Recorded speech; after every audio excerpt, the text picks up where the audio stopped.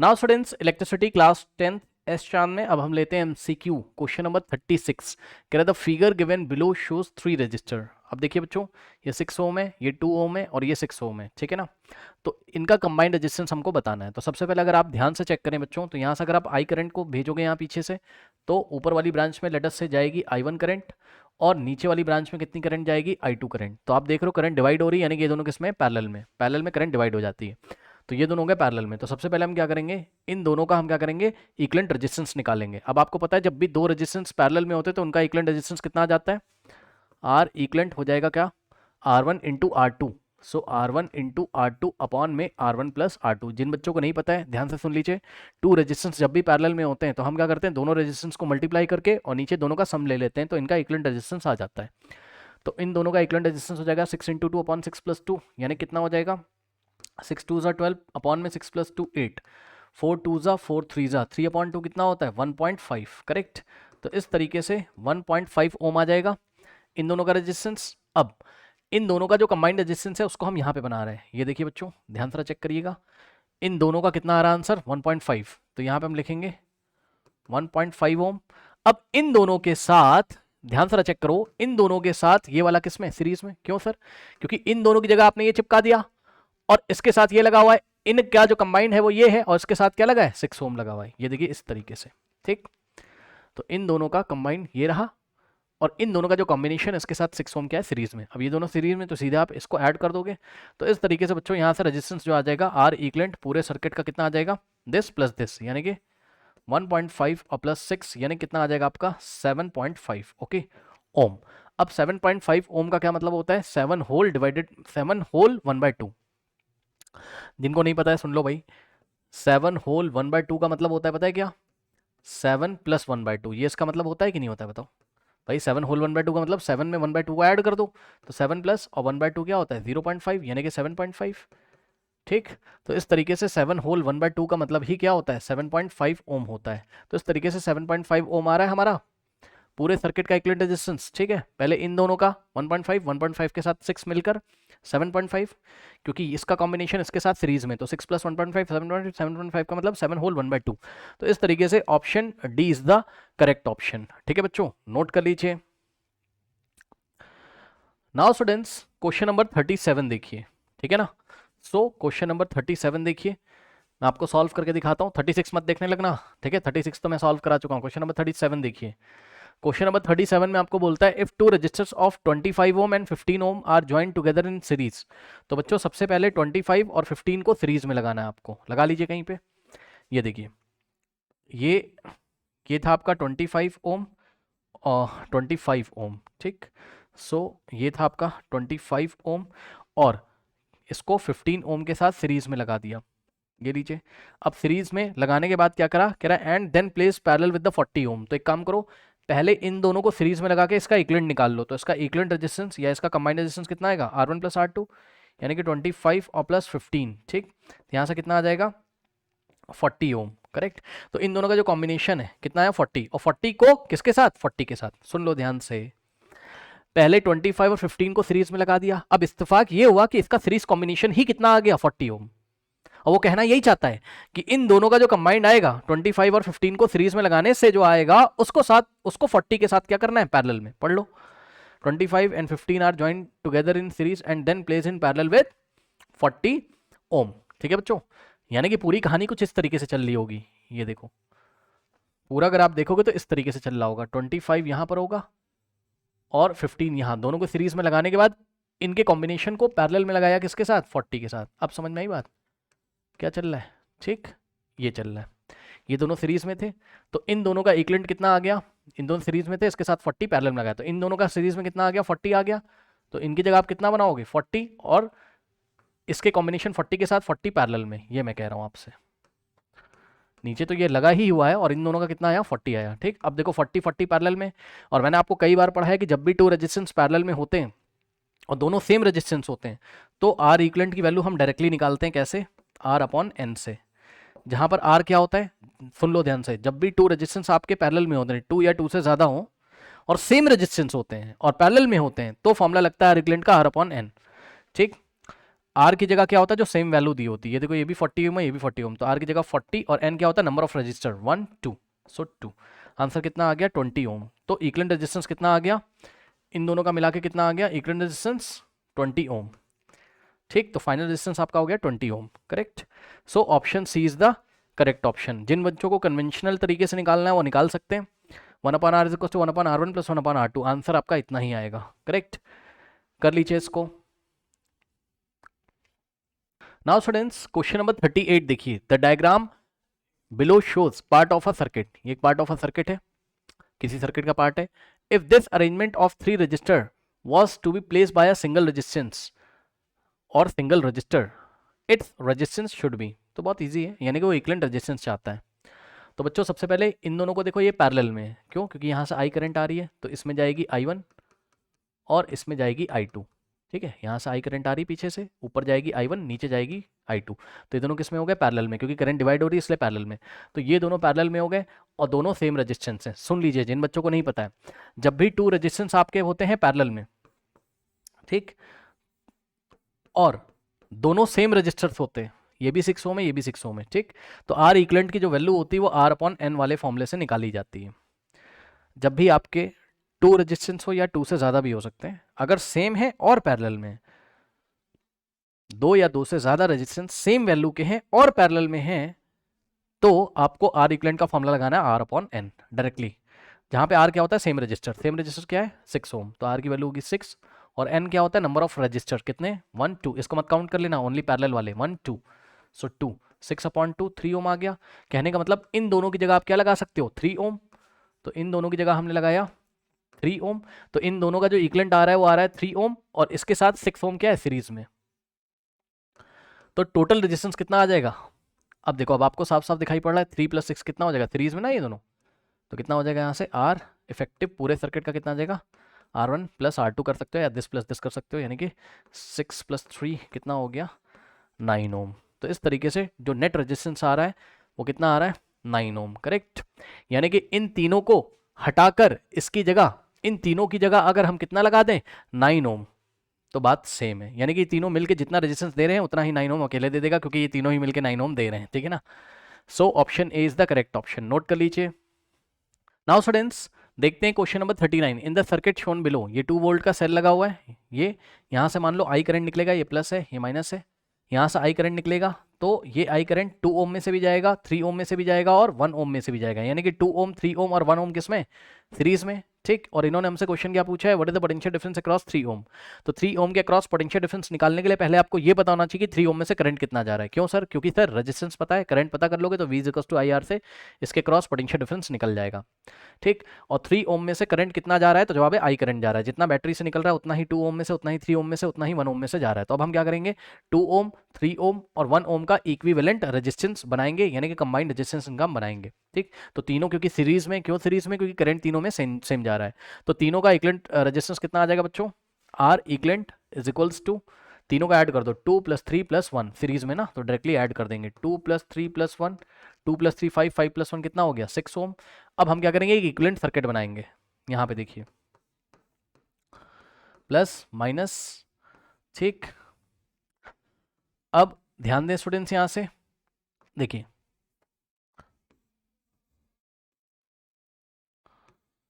देखो, ये तीनों मिलकर कितना करंट ड्रॉन कर रहे थे सर्किट से आई, तो इन तीनों का जो इफेक्टिव रेजिस्टेंस है आर, वैल्यू कितनी आ रही है 6 ओम, तो ये 6 ओम अकेला उतना ही करंट निकाल रहा होगा जितना ये तीनों मिलकर निकालते हैं, ठीक।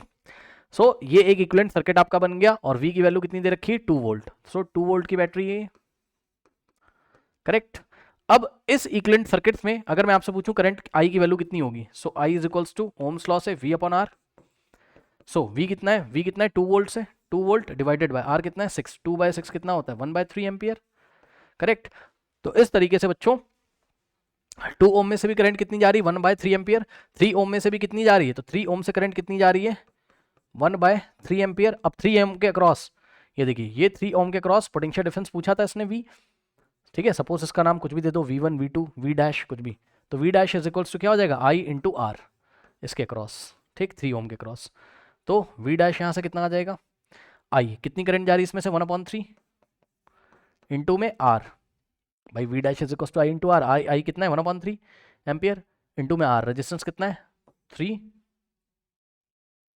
ठीक, ओम, 3 से 3 कैंसिल, आंसर आ गया 1।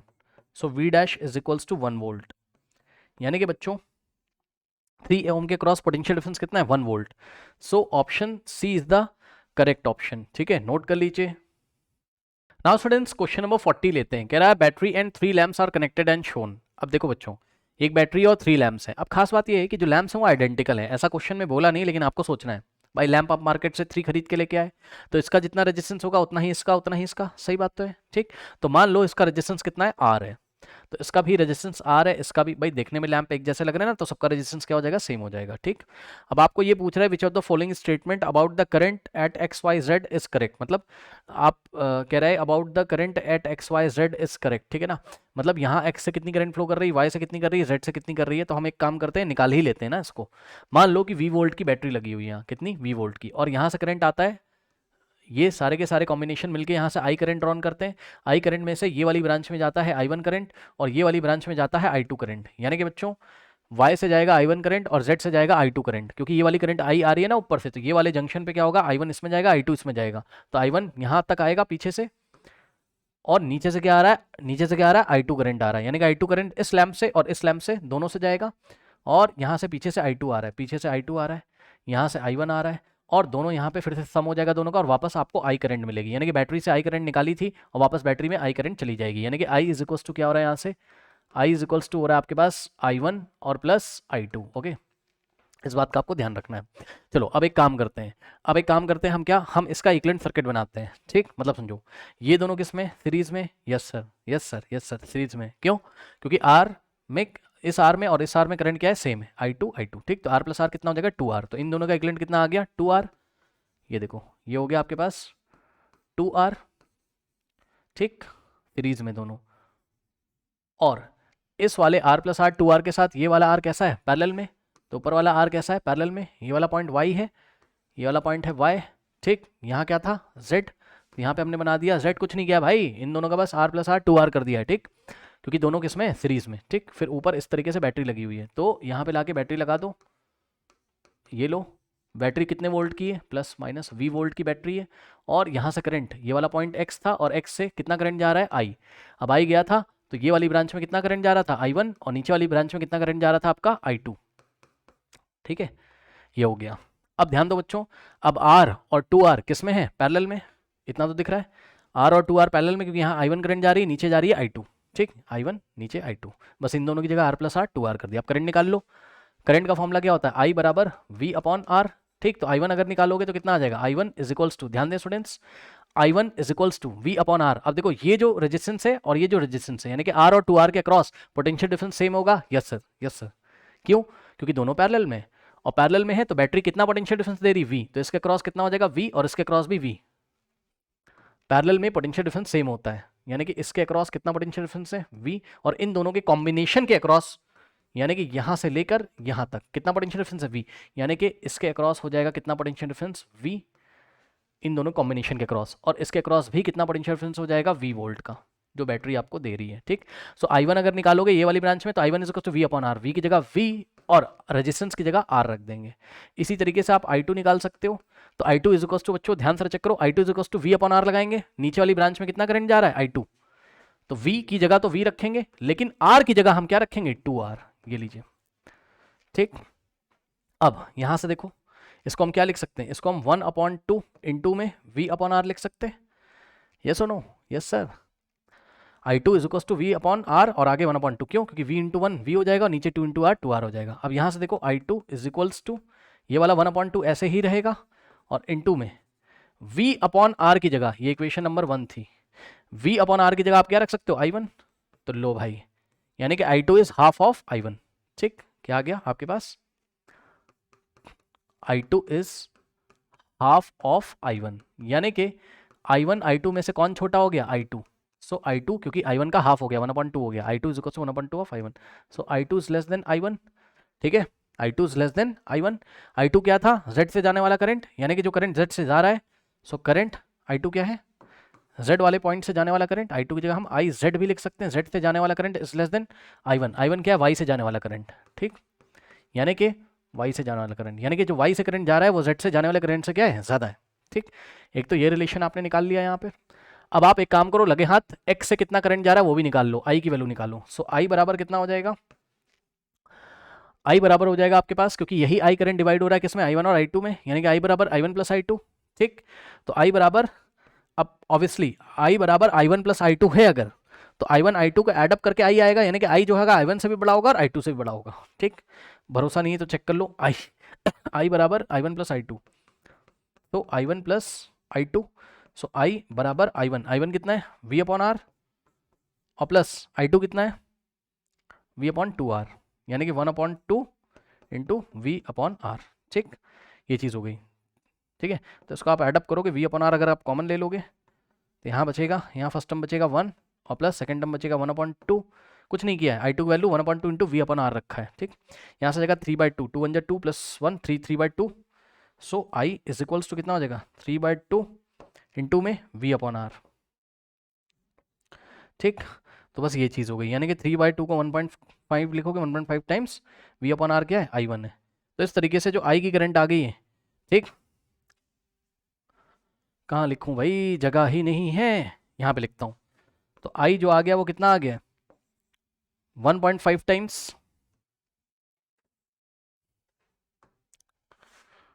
1.5 टाइम्स आई वन आ गया, यानी कि आई जो है वो 1.5 टाइम्स आई वन है, यानी कि आई जो है वो 1.5 टाइम्स आई वन का मतलब आई वन से 1.5 टाइम्स ज़्यादा है ना। तो आई ग्रेटर हो गया आई वन से, यानी कि आई ग्रेटर हो गया किससे, आई वन से। ठीक, यानी कि आई ग्रेटर हो गया किससे, आई वन क्या था, आई वन था क्या, वाई से जाने वाला करंट, तो आई वाई से। ठीक, अब आप खुद देख लो, ज़्यादा मैं आपको दिखाना नहीं चाहता हूँ, आप देख लो I is greater than I Z भी हो जाएगा। क्यों, आई की वैल्यू कितनी आ रही 1.5 टाइम्स वी अपॉन आर। ठीक, तो आई टू क्या है, आई वन का हाफ है, आई टू क्या है, आई वन का, ऐसा सोच लो आई टू आई वन का हाफ है, तो अगर आई आपका आई वन से बड़ा है और आई टू आई वन का हाफ है, तो आई जो है वो आई टू से भी बड़ा होगा। ठीक है ना, तो इसका मतलब सबसे बड़ा करंट कौन सा, आई, आई कहाँ से जा रहा था, एक्स से, यानी कि सबसे बड़ा करंट कौन सा है, आई। ठीक, यानी कि जो एक्स से जा रहा है, फिर यहाँ पे एक रिलेशन आया था, आई जेड से बड़ा कौन है, आई वाई, यानी कि वाई से जो करंट जा रहा था, और आई जेड सबसे छोटा है, बस कुछ नहीं किया, इसको फ्लिप करके लिख दिया, I one is, I Y is greater than I Z, तो I Y is greater than I Z, यानी कि सबसे बड़ा करंट एक्स से, फिर उससे छोटा वाई से, फिर सबसे छोटा जेड से। ठीक, तो ये मैंने रिलेशन आपका निकाल के दिखा दिया। अब देखते हैं कौन सा स्टेटमेंट इसमें से करेक्ट है। The current at Z is greater than Y, हाँ भाई जेड क्या वाई से ग्रेटर है, नहीं, ये तो चला गया स्टेटमेंट, ये तो गलत हो गया, क्योंकि जेड वाई से लेस है। The current at Y is greater than Z, Y जो है ग्रेटर देन जेड है, हाँ ये वाला सही लग रहा है हमको। The current at X equals the current at Y, क्या एक्स वाले पॉइंट से और वाई वाले पॉइंट से सेम करंट फ्लो कर रहा है, नहीं, आई एक्स और आई वाई इक्वल थोड़ी ना थे, यहां से देखिए आई एक्स और आई वाई इक्वल थोड़ी ना था, I X is greater than I Y था। फिर the current at X equal the current Z, क्या एक्स और जेड की करंट इक्वल है, नहीं, एक्स की करंट जेड से ग्रेटर है, तो ये भी स्टेटमेंट आपका चला गया। So option B is the correct option. ठीक, तो इस तरीके से पूरा मैंने आपको निकाल दिया, जिसको नहीं समझ में आ रहा है वीडियो एक बार फिर से देखो और सुनो। इसको निकालने का डायरेक्ट तरीका भी है, डायरेक्ट तरीका क्या, अपने दिमाग में लगा के सोच लो, पता है कैसे, देखो यहाँ से करंट आ रही तो ये तो सबसे बड़ी करंट होगी, एक्स वाली तो सबसे बड़ी होगी, खुद सोचो, क्योंकि टोटल करंट यहीं से आ रही है। ठीक, अब सुनो, यहाँ पे तो केवल आर रेजिस्टेंस लगा हुआ है और यहाँ R plus R two R, तो यहाँ रेजिस्टेंस ज्यादा हो गया है, तो ये वाली ब्रांच में करंट कम हो जाएगा, सीधे भी सोच सकते हो भैया। सबसे बड़ी कौन हो गई, एक्स से आने वाली, क्योंकि टोटल करंट है एक्स, सबसे बड़ी हो गई एक्स। अब कंपटीशन है आई वाई और आई जेड में, यहाँ से जाने वाली, यहाँ से कौन सी करंट बड़ी होगी, जहाँ रेजिस्टेंस लेस होगा, तो यहाँ रेजिस्टेंस लेस है तो इसकी करंट बड़ी होगी, यानी कि आई वन बड़ी, आई वाई बड़ी होगी किससे, आई जेड से। यहाँ resistance R plus R two R, resistance ज़्यादा तो करंट कम, तो आई जेड वाली करंट क्या हो गई, सबसे कम हो गई। ठीक, और उससे बड़ी हो गई आई वाई, और सबसे बड़ी हो गई, सबसे बड़ी तो आई एक्स होगी, क्योंकि टोटल करंट यहीं से आ रही, इन दोनों में बस कंपटीशन है, आई वाई और आई जेड में कंपटीशन है बस। बाकी आई वाई आई जेड दोनों ही आई एक्स से छोटी होंगी, ठीक। तो इन दोनों में जब कंपटीशन है तो जहां पर रेजिस्टेंस ज्यादा होगा वहां करंट कम होगा। ये वाली ब्रांच में resistance R plus R two R ज्यादा है रेजिस्टेंस, तो करंट कम हो जाएगा। यानी कि आई जेड छोटा हो गया आई वाई से, आई जेड छोटा हो गया आई वाई से, ठीक। तो ये रिलेशन आ गया, यहाँ से देख के आप बता सकते हो कि option B is the correct option. इस वीडियो को एक बार फिर से देख लीजिए अगर आपको कोई कंफ्यूजन है, ठीक। कैलकुलेशन भी करके दिखा दी, रीजनिंग भी करके दिखा दी, नोट कर लीजिए।